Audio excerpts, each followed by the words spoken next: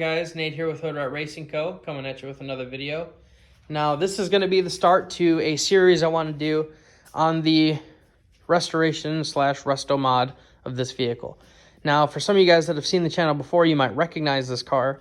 This is my 85 LX Mustang. I got out of a junkyard and then ripped out the automatic 4-banger that was in it, dropped a 302 with a 5-speed in it. Now this car's seen a lot of changes since the last time you guys have seen it, but nonetheless, this is the real deal. This is the whole shebang, right? Starting over from the ground up. Now, this isn't going to be, it's going to be a super involved process for sure, but we're not doing anything too crazy off the rip, right? We're not doing like tubular front end, tubular K-member, crazy rear torque box and 4-link setup. We're not really getting into anything like that. This is more of like updating dated equipment and fixing the body work and going over the little nuances and problems that these cars have. Now, a lot of this stuff will get covered, such as like using this hardware versus this hardware and why I chose to use these components and not the OEM components, whatever. Like I said, a lot of things like that will get covered. And that's kind of the whole goal with this, is to kind of show off, the pros and the cons of these 4-eyed cars.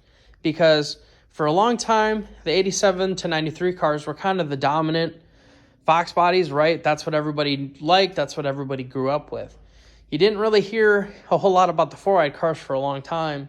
But now, at least across the internet and social media, these cars are making a comeback. It seems like I'm seeing a lot more of these, which is awesome. But there's still kind of limited information as far as certain things for this car. But I'm hoping I can help aid with that and shed some more light on some of the small things about these cars. So that's kind of one of the goals of this series that I'm trying to start, right?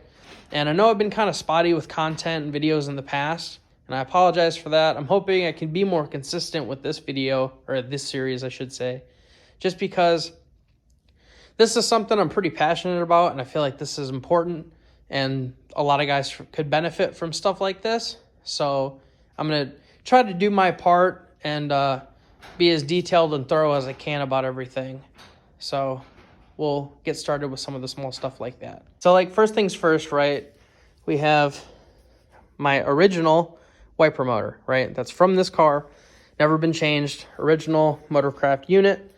It was pretty nasty looking, pretty gunked up.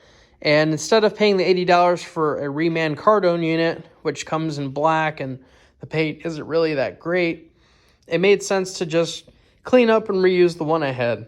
Now, I did dismantle it and check the brushes out. The brushes were still good. The gear set in it was still good. So I felt that it was, in good enough condition that I could clean it up and reuse it. And I don't know, it probably held up for another 37 years. We'll find out.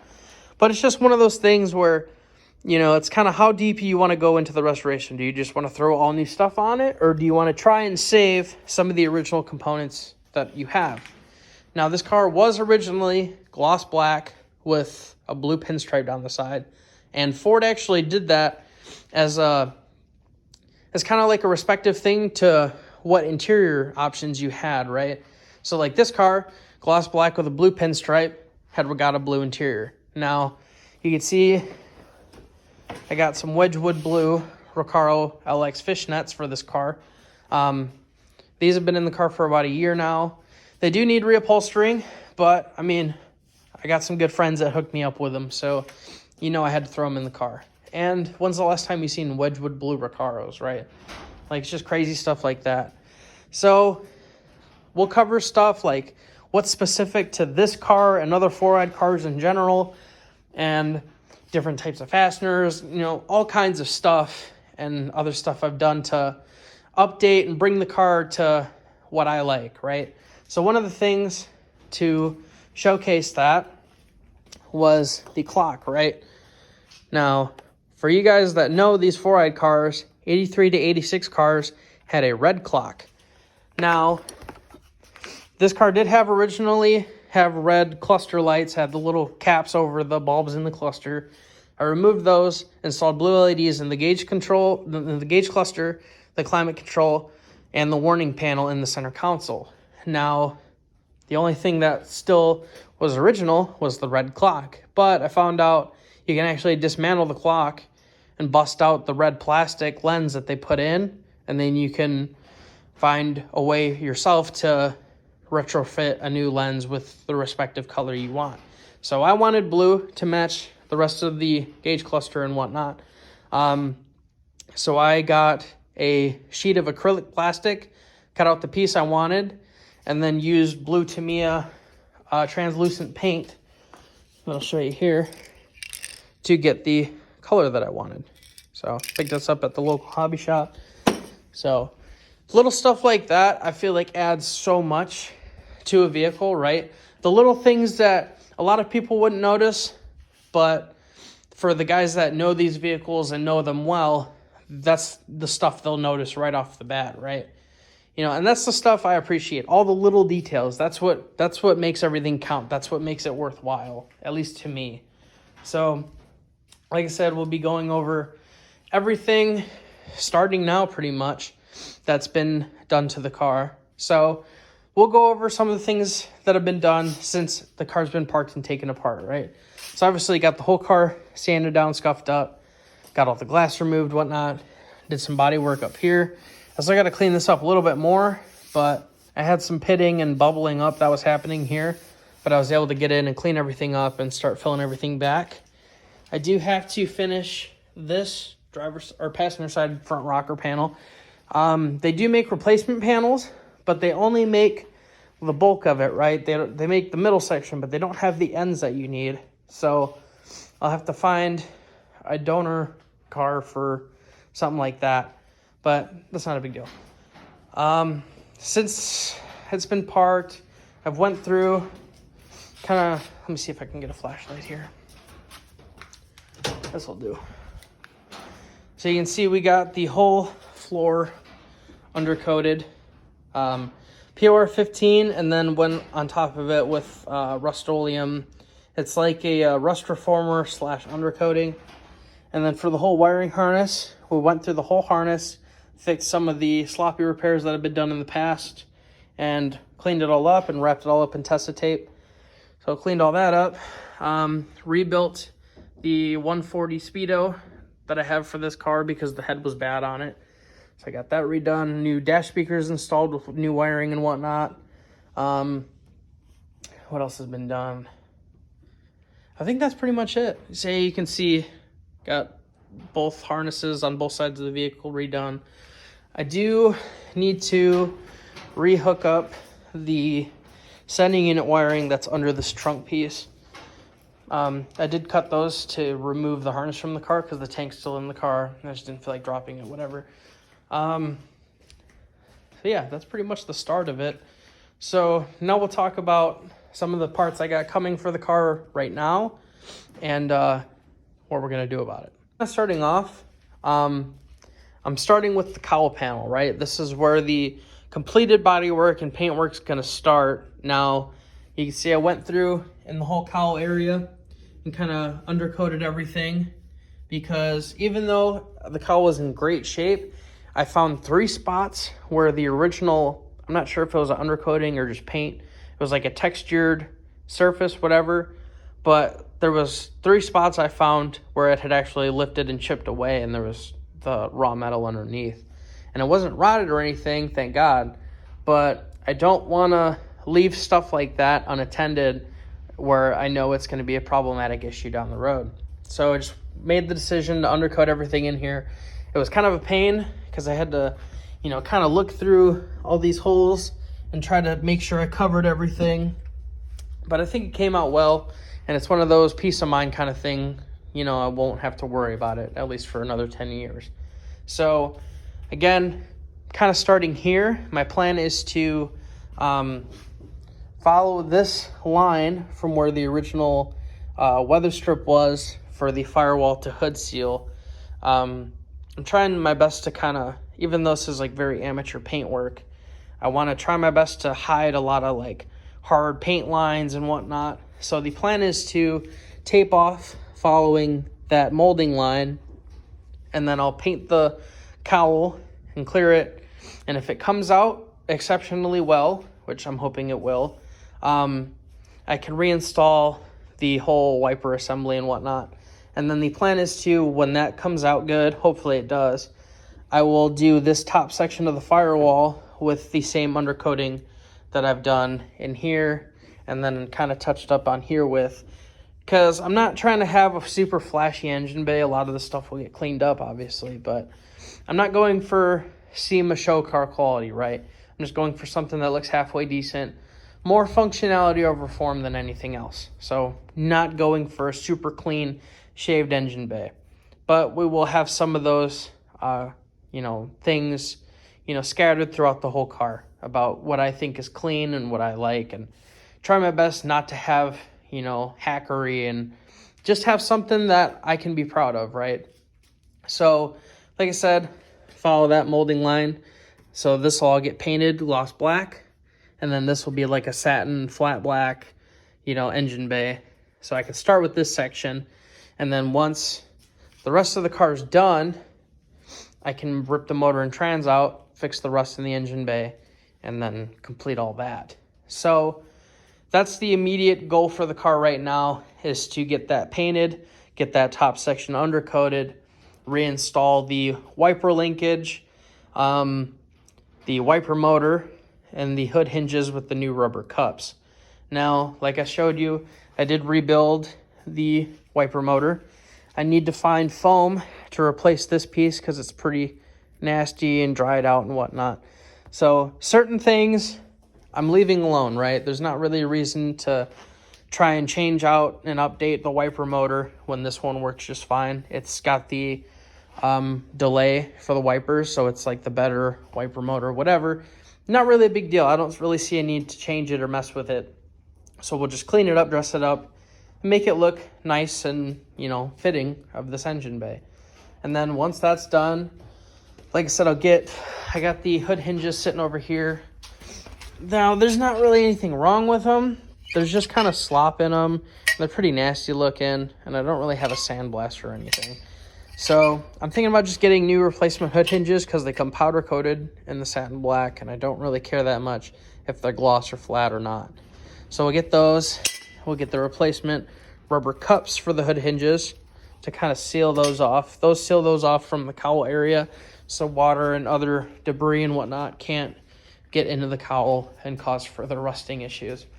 So right now we got some small parts on the way. We have a rebuild kit for the wiper linkage, the little plastic bushings with the washers and whatnot. We have the clips for the cowl itself. I got to get screws for, and I'll even show you what screws I need. We also have the driver's side wiper nut cover because mine was pretty beat and falling apart. What else?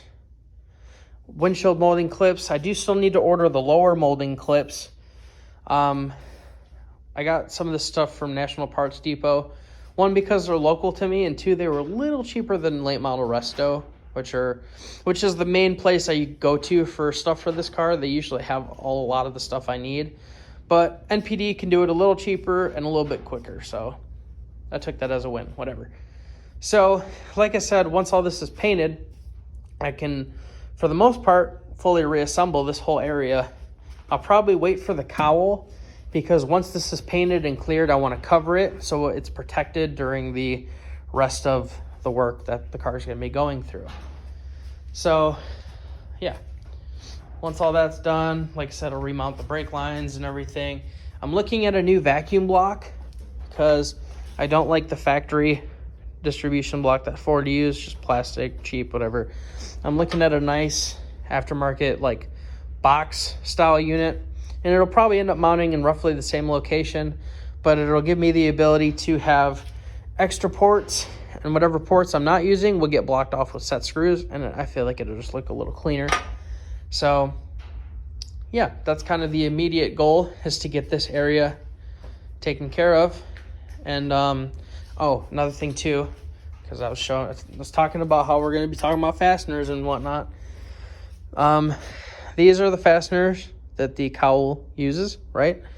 There's 6 screws in total, and then 4 clips 2 on each end, and then you have 2 holes in the sheet metal itself that the cowl gets fastened down with.